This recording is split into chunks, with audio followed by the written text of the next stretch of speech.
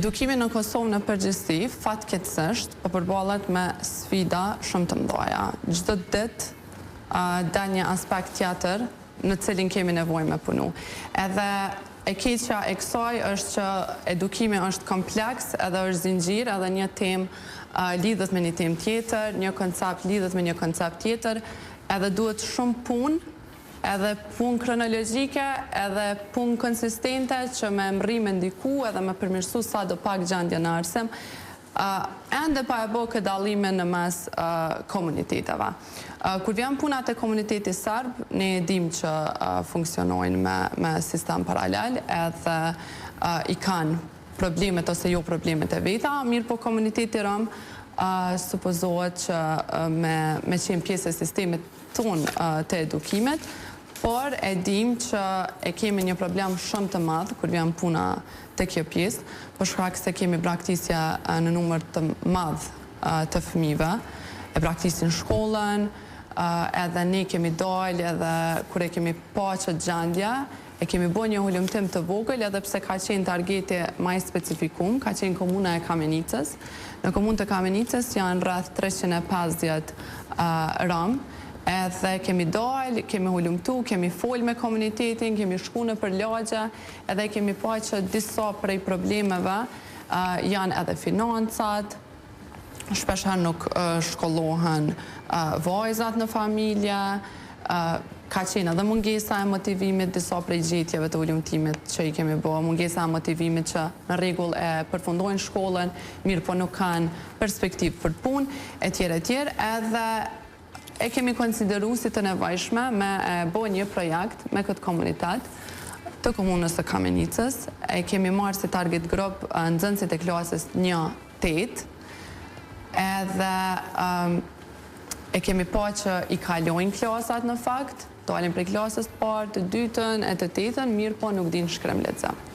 Ndodh kjo në Kamenicë apo edhe në qytetet tjera, apo e keni identifikuar vetëm në Kamenicë? Ndodh në krejt qytetet e Kosovës, pa përjashtim, mirë po ne kemi punu me një grup ma të vogël, sepse që ashtu ka qenë projekte, edhe si target grup e kemi pas... I bie që nxënësit e komuniteteve pakicë kalohen prej klasës në klasë, edhe pse nuk janë të aftë për të lexuar apo për të shkruar. Pse ndodh kjo gjë? Keni marrë ndonjë reagim prej institucioneve, qoftë prej DKA-ve apo qoftë edhe prej Ministrisë së Arsimit? Fatkeqësisht, kjo është gjendja, thash që ka probleme në arsim jo vetëm pjesa e komuniteteve, edhe kjo mundet me ndodh edhe me nxënës shqiptar. Ne kemi vrejt këto edhe jemi mundu me komuniku, edhe me aktar të cilët janë të përfshim në fushën e arsimit, edhe me DKA, edhe me të tjerë.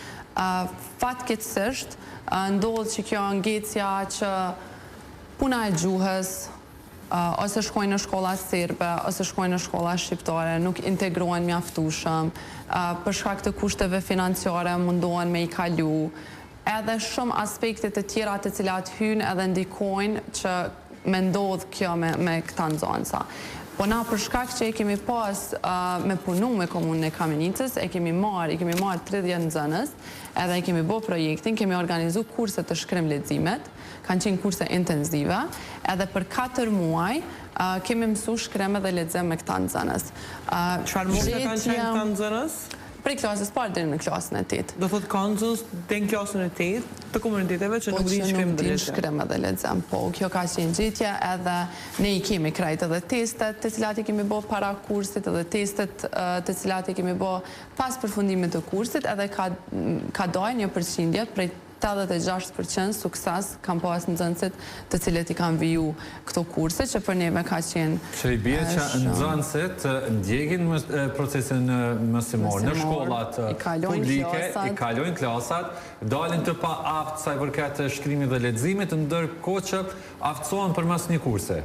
Aftësohen përmes një kurse, me qatë sa kemi mujtë me ndiku... A i kurse sa zgjatë? 4 muaj ka qenë intenziv, se normalisht do herë varet edhe prej projektit. Po flasëm për nxënës të cilës klasë? 1 deri në 8. 1 deri në 8, që i bie që, logjikisht i bie që një nxënës për 8 vite shkollim nuk arrin që të mësoj shkrim e lexim, ndërkohë që e mëson këtë për 4 muaj.